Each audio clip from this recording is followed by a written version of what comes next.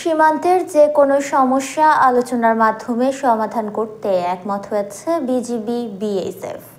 মঙ্গলবার চাঁপাইনবাবগঞ্জের BGB BSF এর রিজিওনাল কমান্ডার পর্যায়ে সৌজন্য সাক্ষাতে এই ঐক্যমত পোষণ করেন দুই বাহিনীর কর্মকর্তারা।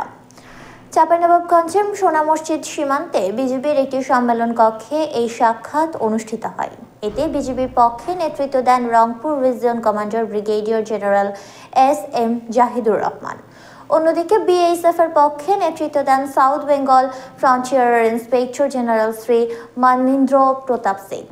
এছাড়াও দুই বাহিনীর রিজিয়ন, সেক্টর ও ব্যাটালিয়ন পর্যায়ের কর্মকর্তারা উপস্থিত ছিলেন। বৈঠক শেষে চাঁপাইনবাবগঞ্জের 59 বিজিবি ব্যাটালিয়নের অধিনায়ক লেফটেন্যান্ট কর্নেল গোলাম কিবরিয়া সাংবাদিকদের জানান, সৌজন্য সাক্ষাতে সীমান্ত সংক্রান্ত দ্বিপাক্ষিক স্বার্থ সংশ্লিষ্ট বিবিধ বিষয়ে আলোচনা করা হয়।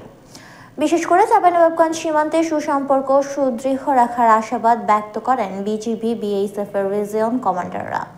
এছাড়াও সীমান্তে আকস্মিক যে কোনো সমস্যা সংশ্লিষ্ট কমান্ডার পর্যায়ে যোগাযোগ বা পতাকা বৈঠকের মাধ্যমে সমাধান করতেও একমত হন তারা।